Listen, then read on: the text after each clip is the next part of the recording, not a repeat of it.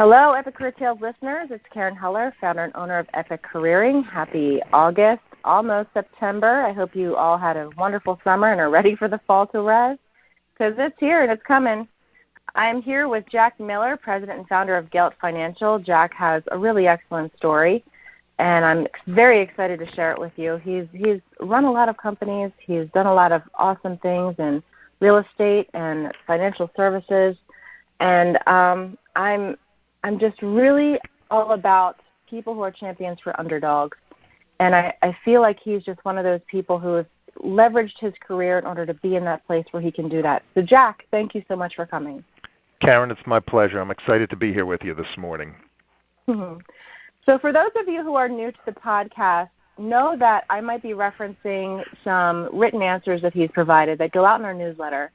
If you're not a subscriber to our newsletter, you can go to any page on epiccareering.com. At the bottom, subscribe to the newsletter. Or you can follow us on social media. Every month once we release the newsletter, we also share it on social media that same week. So, Jack, you did answer some questions, and within that there was a story about a bank that you had purchased and how that wound up being, to quote you, the biggest mistake, a disaster of your life, biggest disaster of your life. I'm sure that, you know, considering where you are right now, everything's fine. But is there a lesson worth mentioning about this, something that you want people to get, maybe something you want them to know in order to help them in times that they might find themselves in a low place and needing to bounce back? Well, what had happened was I led an investor group to buy a bank prior to the market crash of 2007, 8, 9, and 10. Buying a bank is a pretty exceptional thing. You don't meet too many people who do that, and it's very difficult, and it required, literally tens of millions of dollars. And we happened to buy one of the smallest banks in Pennsylvania at the time. And when we bought it, we looked like a hero, but the economy, the tidal wave of the meltdown overcame us, and we ultimately lost the bank, and it created unbelievable hardships on me, the investor group, tremendous strain. As well, the general economic meltdown caused me unbelievable pain and strain for us, our investors, and just everything in my work, probably 25, 30 years at that point to build. But also the lesson was that everyone has struggles in life. No one's on the mountain forever. We all slip and fall, whether it be through our own doing or through a great economic crash. It's how you deal with overcoming obstacles that sets you apart. I always say you can only sit on the sofa for so long and cry and feel bad for yourself. And I think what set me apart was that I was able to reestablish my career, took what I learned, got beaten up, had black eyes and some broken ribs and some bruises, and you have to recreate yourself. You just can't sit around crying forever. Some people do that. I have friends who, they didn't have the emotional strength, or they just couldn't. They didn't have the makeup to go out and recreate themselves and keep working. They just stayed with their bruises. So I think the lesson is everybody has stuff to deal with. That's just life. Life has a way of, forcing people to recreate themselves, and they need to go out with vim and vigor and with new energy and recreate themselves, and can't stay down forever or for long. Very true. And I consider myself a career reinventionist. So if that's you, I'm here to help. And through Gelt Financial, you help the financially downtrodden. What makes this contribution meaningful for you? Well, we love helping companies and people who have gotten beaten up, who have problems, and we've changed directions over the 30 years we've been in business numerous times, but it's always helping those who have some sort of economic problems, what I call Joe and Mary Six-Pack, the soul of the world, and it's tremendously rewarding to help those people, and they genuinely appreciate it. Tell me how you made that decision to go in that direction. It sort of evolved. Prior to in the 80s and 90s, there weren't a lot of companies dealing with the inner city and dealing with law. Everyone wanted the big loans. No one wanted what I call the young entrepreneurs or the immigrant who started a bodega or just hard workers. They didn't want them. They didn't want the smaller loans, and Gelt started to attract them. And we stayed with that. After the economic meltdown, what happened was we had to do a Chapter 11 filing for one of our companies, and I spent a lot of time dealing with workout attorneys, bankruptcy attorneys, and in that world. And then I realized there was tremendous amount of great people who had great companies who found themselves on hard times that banks wouldn't lend them a dime because of the government regulation. And we started to do one, then we did another. Then we said, these are great loans. Just because they don't meet the qualifications of the federal government and the banking system doesn't mean they're bad loans. So we started to make a niche for ourselves and get a reputation for handling real estate investors and owners of small to mid-sized businesses who couldn't go to a bank, but had fantastic companies. They worked hard. They outworked, frankly, most of the other people. They just, had different things that different reasons they couldn't go to traditional banks. I think it's important at this point in the interview to mention to people that you have achieved all this without a college degree.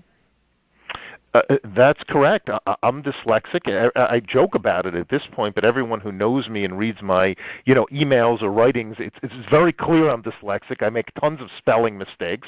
And I started working literally almost at birth, prior to even making it through high school. I had pretzel roots, and I had a newspaper, and I probably had 10 different businesses in my teens. I always loved the ability to work, and when people paid me, it was just it was an unbelievable experience as soon as I started to be financially rewarded for my work. And how did that transition? How did the paper routes and pretzels, and how did that transition into, I don't know what came first, real estate or not? Well, what had happened was prior to me meeting my wife, I did everything for a living again. I sold pretzels on the street corners of Philadelphia, owned a few newspapers. I went from thing to thing and really struggled. And the outside world used to call dyslexic people back then brain damaged. The Philadelphia school system wasn't set up for it. It wasn't as advanced as it was now. But I had this unbelievable energy that I just wanted to break out of that shell and make money and make something for myself. And when I met my wife, I knew I had to do something, and one thing led to another, and I found myself in the mortgage business. And all of a sudden, I had a talent for it, and it wasn't that I had a talent for it, I learned the talent, and I worked literally 24 hours a day, 7 days a week. I barely slept, and it was an unbelievable feeling to me that all of a sudden somebody would pay me for my services. It was like the light bulb went off, and frankly, it was the best feeling in the world that you could do something and you got paid to do it, and you loved it.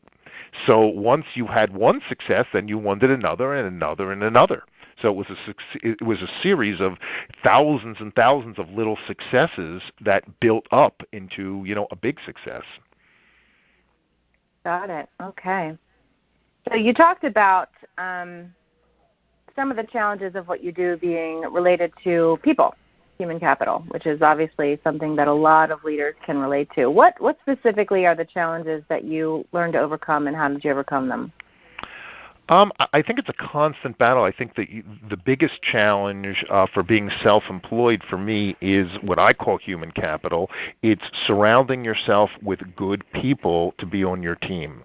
And there's no one way to overcome it. It's to find good people and to keep good people and to build a loyalty within them to work on the same team as you. And it's a constant battle, and we're always looking for more human capital because that's really the fundamental main asset of any company, whether it be a small company like Gelt Financial or a gas station or Apple or Google. Forget what Apple and Google have in the bank in terms of cash. Their biggest asset is the brain power, and that's what every business has to work on. And as I speak to small businesses, I always ask them, what's your biggest challenge? And it always comes down to personnel. They may not say human capital, but they say talent, they say staff, they say team members, employees. So that's what it's all about.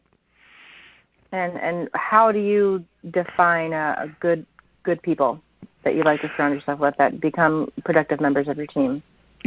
I always shoot for people smarter than me, which is not too hard.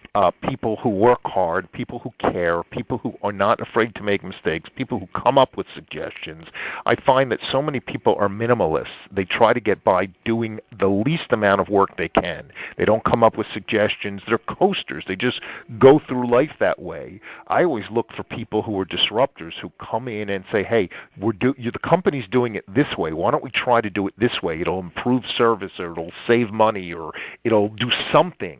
So we always are looking for people who can add to it, not just execute on what we're already doing. And we love when people come in and come up with new ideas and fresh ideas and say, hey, I know you're doing it this way, but let's try to make this little adjustment and see what happens.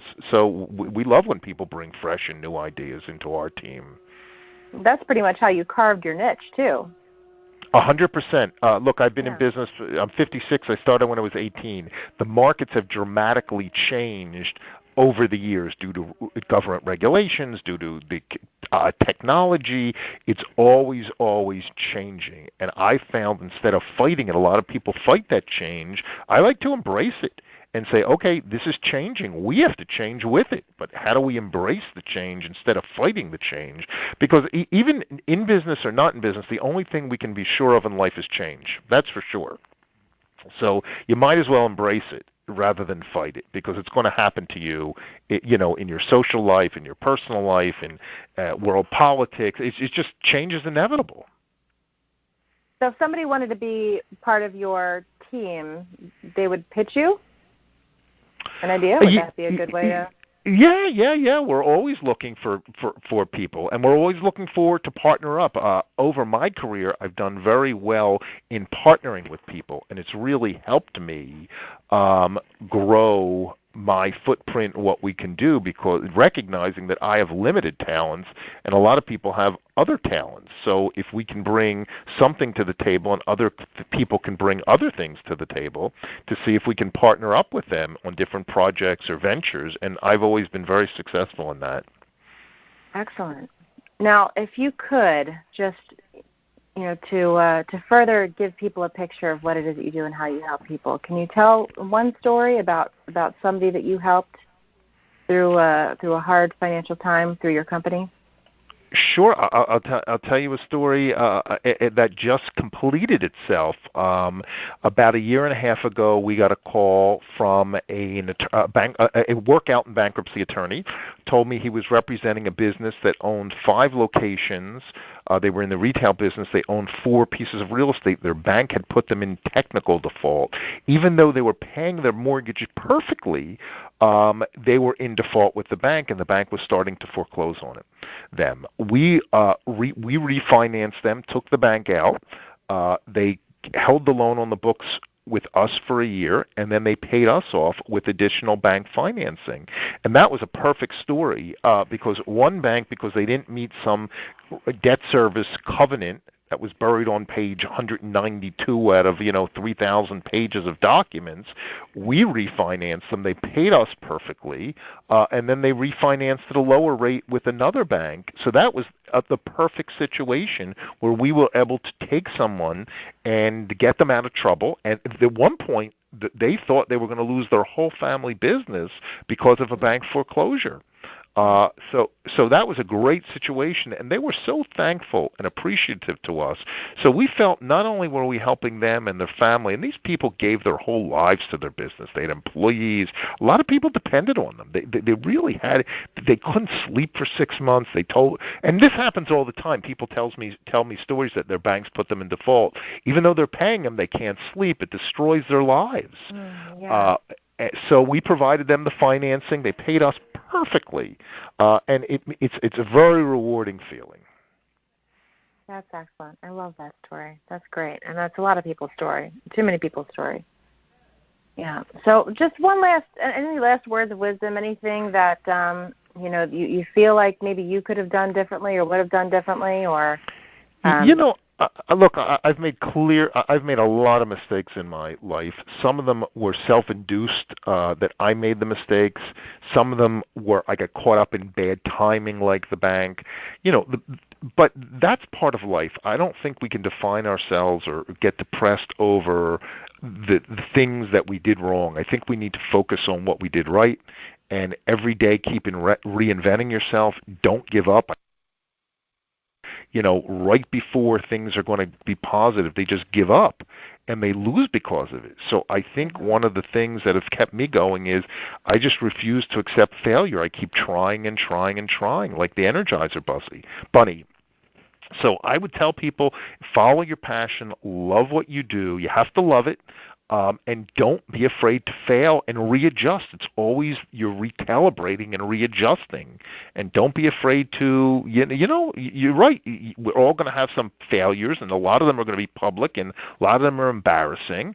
But you just got to keep going on, and the successes will outweigh the failures. You just got to keep charging ahead. Mm-hmm. Wonderful. Wonderful words of wisdom there, Jack. Thank you so much. So if somebody has heard your story and they're either interested in what Gelt Financial can do for them, or you've inspired them to want to work as a partner with you or beside you or under you, how would they reach out to you? They can go to the Gelt Financial website, geltfinancial.com, or they can follow me on Twitter at hjackmiller1, or on Facebook at Jack Miller Down to Business, or just call me. Or email me. I'm pretty accessible. Excellent. Thank you so much. Thank you, and I appreciate the hard work. Entrepreneurs are the backbone of America, the backbone of the world, and it's because of people like you. You're highlighting them, so I have to thank you. Wow. I've never been thanked on the podcast before. Thank you. Thank you for the thank you. I sincerely mean it. They need to be highlighted. They need to be highlighted. Excellent. Well, you have a great rest of your day, Jack. I hope that many people listen and are inspired by your story, follow up with you. I hope this generates some synergy and wonderful things for you. For everybody else who's here, again, if you are not a subscriber to the newsletter and you'd like to read some of the written answers to the 11 or so questions that Jack has been so kind to answer, go to epiccareering.com, and on the bottom of any page, you can subscribe to our newsletter. Until next month, be epic.